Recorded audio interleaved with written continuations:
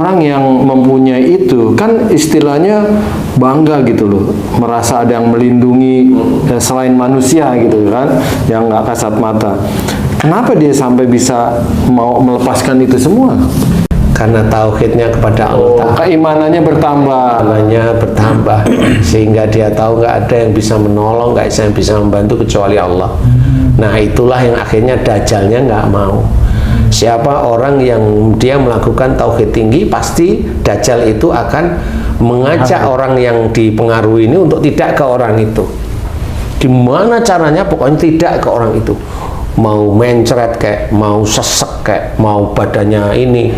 Pokoknya dia bikin orang itu nggak ketemu sama saya umpamanya. Seperti itu. Karena kalau ketemu selesai insya Allah. Seperti itu. Makanya kalau ada orang yang merasa seneng, merasa perkasa kalau ada khodam di tubuhnya atau di sebelahnya, nah itu orang itu musyrik sebenarnya. Siapapun orangnya itu musyrik sudah. Apakah khodam itu bisa menyakiti orang yang dia nggak punya khodam itu, Pak? Saya pernah, pasien-pasien saya itu seperti itu. Jadi pada saat dia udah ngerti, sadar, dia mau ketemu sama saya, dia halang-halangi apa saja. Yang nyata itu sampai dia punya kendaraan, kuncinya itu nggak ketemu-ketemu, berhari-hari itu nggak ketemu-ketemu. Ketemu sakit begitu aja, nonton akhirnya bingung, dia nonton lagi, ada yang ngomong jangan ke situ, jangan ke situ gitu. Jangan ke situ, jangan ke orang itu, jangan, pokoknya apa aja itu diucapkan oleh si Dajjal itu agar tidak boleh ketemu dengan saya. Nah, orang itu insya Allah imannya mulai ditambahkan oleh Allah Ta'ala, jadi faham dia. Nah, bagi saudara-saudara kita yang masih punya khodam, ya, itu kemusyrikan. Siapapun, apalagi pejabat-pejabat itu, kalau khodamnya ini harimau putih, dari mana? Siliwangi. Emang siapa? Prabu Siliwangi? Enggak. Siluman harimau biasa yang ngaku-ngaku aku Prabu Siliwangi, seperti itu. Khodam bagi kita yang belajar taat kepada Allah tidak usah diurus, itu hanya jin, siluman jin. Kan kita nggak nyari, Ustaz. Enggak, ini bagi sedulur yang lain. Oh gitu. Misal kalau nggak nyari bisa ada juga nggak? Enggak kan? Kan dari ilmu mbah-mbahnya, buyut-buyut. Wah, berarti kita harus berdoa untuk menghilangkan ilmu turunan yang nggak kita cari. Iya. Sebenarnya menghilangkannya itu ya insya Allah dibilang gampang-gampang, nggak terlalu sulit, tetapi tergantung dajjalnya yang menguasai. Contoh doanya seperti apa? Doanya itu ringan ya, tiap kali sholat sudah mulai khusyuk dan sebagainya, pokoknya nggak tergiur lah dengan khodam dan sebagainya. Kalau orang atau pejabat itu kalau udah Pak, mohon maaf Pak Menteri, mohon maaf, itu khodamnya kok kayaknya mau bicara dengan saya, itu bangga gitu. Pak Direktur, mohon maaf, itu khodamnya kok kayaknya melindungi Pak Direktur, bangga malah. Oh iya, betul. Nah, itu kan ciri orang yang melindungi bukan Allah itu. Apa namanya? Itulah syirik namanya. Dan itu banyak terjadi di saudara-saudara kita Islam, khususnya di Indonesia ya, itu banyak sekali terjadi seperti itu. Nah, doanya gimana? Doa aja habis sholat, kemudian doa pada Allah. Doanya ringan. Ya Allah, jika di dalam tubuhku banyak ilmu-ilmu musyrik, harus benar serius hatinya, banyak ilmu-ilmu musyrik dari orang tua sebelum diriku, aku tidak ikhlas, aku tidak ridho, aku mohon keluarkan seluruh ilmu-ilmu musyrik dari orang tua sebelumku yang ada di dalam tubuhku, yang ada di sekitarku. Aku mohon kepadamu ya Allah, keluarkan, aku tidak ikhlas, aku tidak ridho, keluarkan ya Allah dari tubuhku. Amin amin ya rabbal alamin. Puji Allah, subhanallah walhamdulillah wa la ilaha illallah wallahu akbar, sampai selesai minimum 3 kali. Lakukan itu terus menerus. Kalau memang di situ ada getaran kencang, kemudian ada rasa keluar, nah itu keluar, tapi itu keluar pertama. Kan banyak nanti doa itu diulang, keluar lagi, lama-lama keluarnya halus, nah itu lakukan aja terus, insya Allah hilang. Doa seperti itu. Doa kepada siapa? Kepada Allah. Nggak kemana-mana kita doanya, kepada Allah aja. Jadi nggak perlu aneh-aneh, nggak perlu kemudian pakai kelor diginiin, nggak perlu mamanya pakai bidadari, nggak perlu. Doa aja kepada Allah Ta'ala. Emang pakai daun kelor bisa hilang? Nggak ngerti juga saya. Kan ini kan budaya, Ceritanya banyak, ceritanya iya, kan ceritanya seperti banyak itu. gitu. Kalau bisa itu jangan pakai daun, pakai ludah naga. Jadi doanya seperti itu. Jadi mohon kepada Allah Ta'ala selesai sholat, mohonlah yang baik, yang benar. Saya tidak ikhlas, saya tidak ridho ya Allah jika ada ilmu musyrik dari orang tua sebelumku, ada dalam tubuhku, ada dalam sekitarku. Dia mencoba menipuku dengan mencoba melindungiku. Tidak ada yang bisa melindungi aku adalah Engkau ya Allah, karena imanku. Aku tidak ikhlas, tidak ridho. Keluarkan mereka, kembalikan mereka pada tempatnya. Amin ya rabbal alamin. Puji Allah. Udah. Puji Allah itu kan menyerahkan. Insya Allah begitu aja menghilangkannya. Tapi kalau mencari sendiri ya mohon ampun. Ya Allah, saya dulu pernah punya ilmu kebal. Ya Allah, saya pernah punya ilmu pelet yang saya taruh di sini, di sini, di sini, di sini. Ya Allah, jika itu syirik, aku mohon ampun atas syirik yang aku lakukan.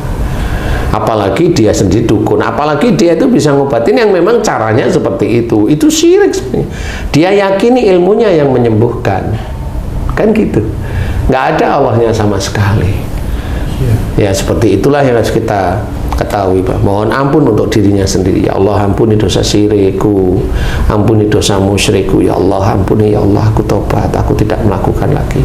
Istighfar 3 kali, kemudian puji Allah. Ulangi lagi doa itu. Kalau besoknya itu langsung badannya meriang, sakit semuanya, tubuh panas, dingin, pingsan, masuk rumah sakit, itu resiko aja. Insya Allah enggak apa-apa. Meninggal enggak Ustadz? Selama Allah belum mengizinkan ya enggak.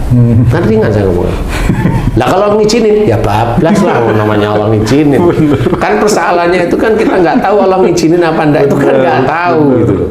Tapi kalau memang nyabutnya ilmu, apalagi masih ya umurnya insya Allah masih kuat, ya insya Allah ini doa saya enggak lah insya Allah.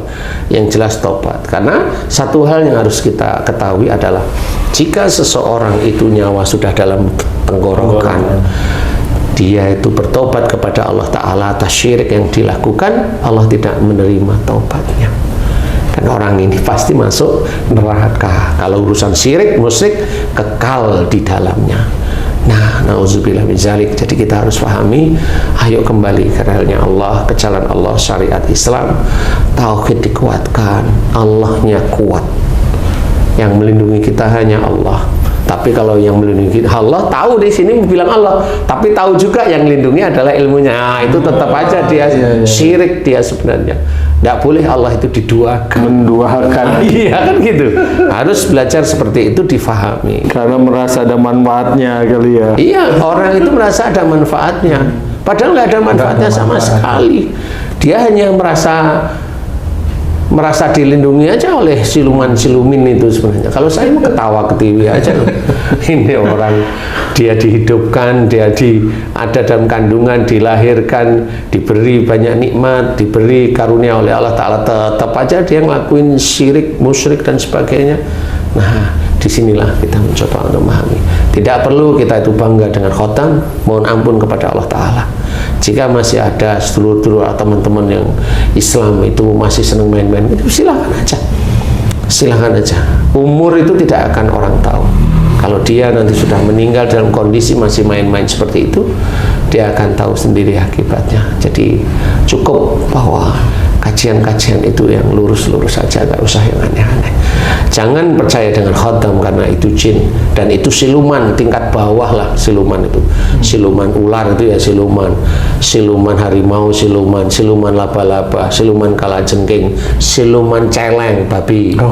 Yang kepalanya itu celeng, itu ada itu dipakai, itu pakai namanya rantai babi. Itu kalau ditembak kebal, ditembak pakai pistol insya Allah nggak apa-apa, karena memang dia diberi kelebihan oleh Allah Ta'ala seperti itu jinnya. Tapi ya akhirnya orang kan banggain jinnya, banggain rantai babinya, akhirnya dia dia salah di hadapan Allah Ta'ala. Nggak usah seperti itu. Kemudian siluman apalagi, sundel bolong sampai kuntilanak sampai bahasa Jawa Timur saya.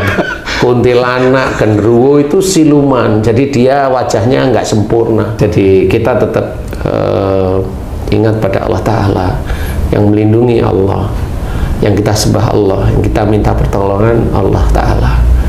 Insya Allah kalau memang kita itu kuat iman, tauhid kita kerjakan terus, amal soleh itu kuat, insya Allah kita dijaga, insya Allah kita akan dijaga oleh Allah Ta'ala dalam bentuk apapun. Kalau dalam kekuatan iman kita arahkan, kita berikan pelajaran keimanan pada keluarga kita, ya kita dan keluarga kita insya Allah akan dijaga. Dijaga yang bagaimana? Jaga itu kan macam-macam. Diberi jodoh yang baik, yang soleh atau soleha itu kan dijaga oleh Allah Ta'ala. Diberi rezeki yang halal, yang thayyib, ya insya Allah berkah, itu dijaga oleh Allah Ta'ala. Keluarga itu tidak pernah berantem atau berantem kecil-kecil aja. Nah ini kan dijaga sama Allah Ta'ala. Kecil-kecil tapi sering. Bukan jarang, jangan doanya Kalau gitu Ji. khotam itu beda. Mamanya Haji C punya khotam nih. Haji C ini bapaknya Tung nih. Tung ini anaknya. Tung ini marah pada Haji C. Marah nih, Haji C diem. Nah, khotamnya Haji C itu bisa nyerang Tung. Tung kesakitan. Padahal nggak disuruh nih Pak Ustaz. Nggak disuruh. Itulah hebatnya khotam. Wih. Hebat, bikin orang sakit kan hebat. Karena apa? Sering saya nangani pasien seperti itu. Ya anak bapak, ibu, ya begitu saya senyum-senyum aja. Ya akhirnya cuma Pak doa pada Allah Ta'ala, ambil ilmunya, sembuh anaknya. Loh kok sembuh ya nak? Loh berarti ilmu saya nyerang. Lah ya emang begitu. Nah baru ngeh, itulah khotam. Makanya nggak perlu punya khotam. Kalau memang orangnya itu bersih, nggak bisa. Anak ini marah kepada orang tuanya, malaikat atet yang nyatet. Selesai. Nanti akan diberikan gimana caranya. Kalau mamanya marah terus, dikasih nasihat, pandangan sama orang tua, ngeyel, nah anaknya dikasih buta. Ringan aja kalau Allah ngasih tahu. Ringan aja seperti itu. Nah, itu cara Allah. Jadi bukan khotam yang bikin, tapi kalau khotam ya seperti itu. Tetap kedetek, insya Allah. Berarti nggak bisa diatur itu tadi kodam itu Ji. Buktinya nyerang, iya nggak bisa. Emang nggak bisa, nggak bisa. Pada menyerang, bapaknya doain supaya sembuh. Intinya nggak usah bermain-main dengan khotam, nggak usah dengan amal-amalan.